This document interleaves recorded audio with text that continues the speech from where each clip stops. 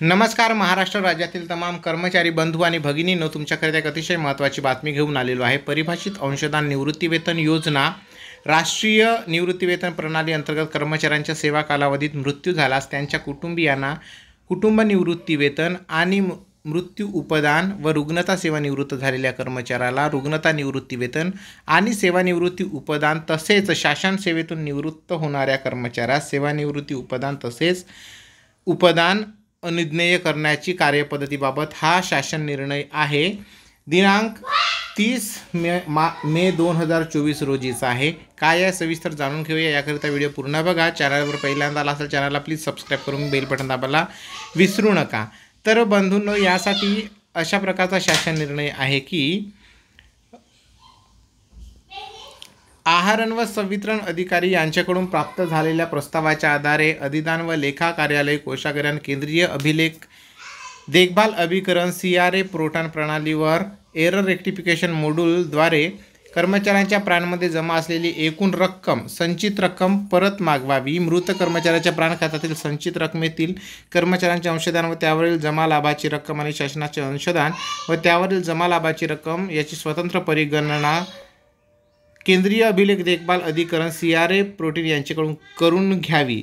अशा प्रकारच्या ऐवजी आहार व संवितरण अधिकारी यांच्याकडून प्राप्त झालेल्या प्रस्तावाच्या आधारे अधिदान व लेखा कार्यालय जिल्हा कोषागार कार्यालय आणि केंद्रीय अभिलेख देखभाल अभिकरण CRA पोर्टल प्रणालीवर आधारित ऑनलाईन फॅमिली पेन्शन एक्झिट विड्रॉवलला मंजूर द्यावी. मृत कर्मचाऱ्याच्या प्राण खात्यावरील संचित रकमेतील कर्मचाऱ्यांचे अंशदान व त्यावरील जमा लाभाची रक्कम आणि शासनाचे अंशदान यावरील जमा लाभाची रक्कम त्याची स्वतंत्र परिगणना केंद्रीय अभिलेख देखभाल अभिकरण CRA पोर्टल यांच्याकडून करून घेण्यात यावी. हे शुद्धीपत्रक शासनाच्या या संकेतस्थळावर उपलब्ध आहे.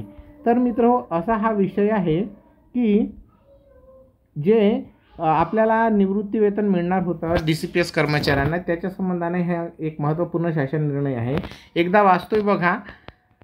संदर्भातील क्रमांक 1 येथील परिपत्रकाच्या परिशिष्ट 1 व परिशिष्ट 2 मधील परिच्छेद 2B मधील परिच्छेदानुसार यासाठी कार्यालय प्रमुख व आहार संवितरण अधिकारी यांनी संबंधित कर्मचाऱ्याच्या प्राण खात्यामध्ये मृत्यूसमयी जमा असलेल्या संचित रकमेचे वित्त विभाग व शासन परिपत्रक क्रमांक अनियो 2017 या क्रमांकानुसार वित्त विभाग शासन शुद्धीपत्रक क्रमांक द्वारे रक्कम परत मागवण्यासाठी अधिदान लेखा कार्यालय व जिल्हा कोषागार यांच्याकडे परिपूर्ण प्रस्ताव सादर करावा.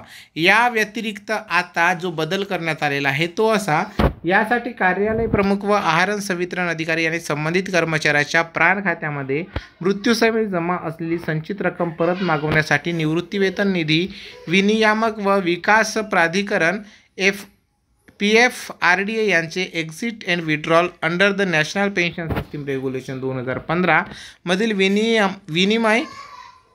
विनियम 6E व तदनंतर वेळोवेळी सुधारणा करण्यात आल्या तरतुदीनुसार आहार व संवितरण अधिकारी यांनी संबंधित मृत कर्मचाऱ्याच्या कुटुंबाकडून विहित नमुन्यात माहिती प्राप्त करून आवश्यक कागदपत्रासह ऑनलाईन फॅमिली पेन्शन एक्झिट विड्रॉलचा प्रस्ताव अधिदान व लेखा कार्यालय जिल्हा कोषागार यांच्याकडे सादर करण्यात यावा. तसेच परिपत्रकासोबत परिशिष्ट 1 व 2 मधील परिच्छेद 2B मधील उपपरिच्छेदमध्ये सुधारणा करण्यात येत आहे. यानुसार आहार व संवितरण अधिकारी यांच्याकडून प्राप्त झालेल्या प्रस्तावाच्या आधारे अधिदान व लेखा जिल्हा कार्यालय कोषागार केंद्रीय अभिलेख देखभाल अभिकरण प्रणालीवर CRA प्रणालीवर एरर रेक्टिफिकेशन मॉड्यूलद्वारे मृत कर्मचाऱ्यांच्या प्राण खात्यामध्ये जमा असलेली एकूण संचित रक्कम परत मागवावी व मृत कर्मचाऱ्याच्या प्राण खात्यातील संचित रकमेतील अंशदान त्यावरील जमा लाभाची रक्कम याची परिगणना करून घ्यावी. याऐवजी जे मी वाचून दाखवलेलं होतं त्याप्रमाणे हा एक सुंदरसा GR आहे. तुम्ही वाचू शकता. याची संपूर्ण GRची लिंक मी डिस्क्रिप्शन बॉक्समध्ये देत आहे. काही अडचण असेल कमेंट करून नक्की लिहा. चॅनलवर पहिल्यांदा आला असाल चॅनलला प्लीज एक सबस्क्राईब करून बेल बटन दाबायला विसरू नका. सबस्क्राईब.